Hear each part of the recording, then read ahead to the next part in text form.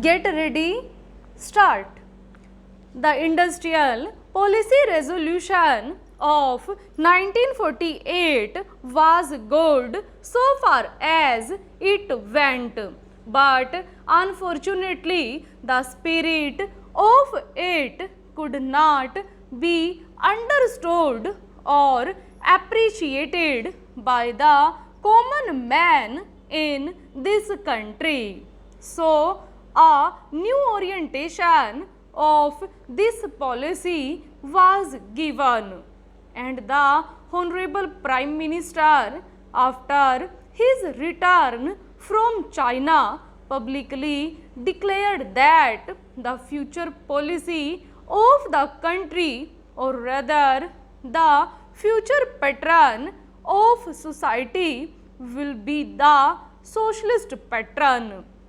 That was further emphasized by the resolution passed at the Avadi session of the Congress and later reiterated by Shri Debar, President of the Indian National Congress. I am very glad to say that the spirit of it has been caught by the nation today. If I may say so, the nation has taken up the challenge for securing the socialist pattern of society. It behoves all sections, both inside this house as well as outside, without having mutual recriminations, to try and propagate in a sincere manner and establish the socialist pattern of society indicated by the statements of the great leaders of our country. It may be relevant and pertinent if I refer to a few sentences from the memorandum presented on the 4th June 1999 by our Prime Minister, who was the chairman of the All India Planning Committee, which came into existence when there was full autonomy in the states.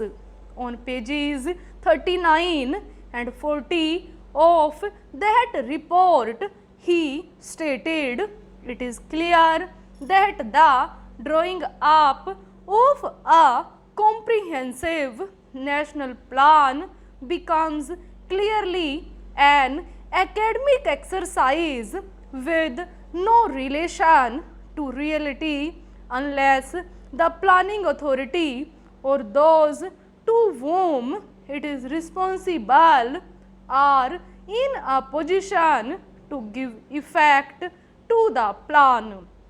If this authority is powerless or circumscribed or restricted and has limited activities, it cannot plan. An essential prerequisite for planning is thus complete freedom and independence for the country and removal of all outside control. This implies that the country possesses in itself full sovereign authority to take any measures, adopt any policies, and form any relations with other countries as may seem best to its governing authority in the interests of the country and its people. National independence is thus an indispensable preliminary for taking all the steps that might be found necessary for carrying out the 5-year plan in all its various aspects throughout the whole country. At the present moment, it is clear that not only have we in India no national independence, but we are hedged in and obstructed by numerous restrictions, limitations, safeguards, and reservations which block the path to planning and progress. Our plan for national development must therefore be drawn up for a free and independent India. Thanks to the sacrifices made by millions of our countrymen and countrywomen under the leadership of the father of the nation, Mahatma Gandhi, who have today secured complete sovereign political independence at a time when the nations of the world were engaged in the bitterest struggle using all the weapons of destruction.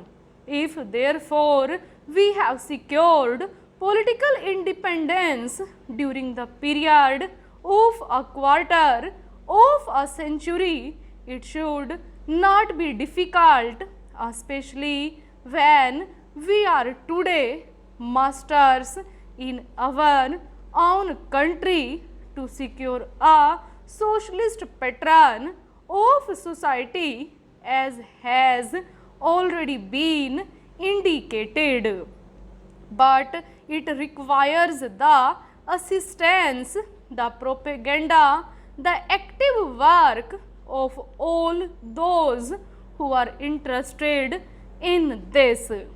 I am sure so long as my honorable friends, the minister, the deputy minister, and the other minister who represent the commerce and industry ministry can give us an assurance that the capitalist pattern would be avoided, some of us who believe in a 100% socialist democracy give an undertaking that certainly totalitarian policy will not be introduced in this country, because we have believed all along during the fight that we have given to the British government when we secured political independence, that we shall try to maintain democracy undiluted and a socialist democracy at that. I am absolutely certain that in this country of ours, liberty of thought, liberty of speech, and liberty of action will be guaranteed to every citizen to express his views in the manner he pleases.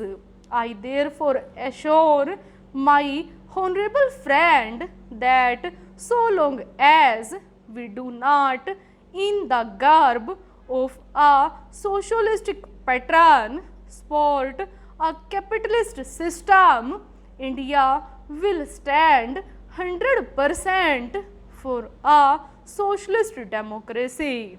Now, luckily for us, the fundamental rights of the Constitution have declared that a citizen would be assured of many of the social amenities which will give reasonable comfort from the womb to the grave. But mere enunciation, as I have said many times, will not satisfy the common man unless the saying is put into effect. I am absolutely certain, therefore, that so long as there is a determination on the part of our countrymen. Full stop.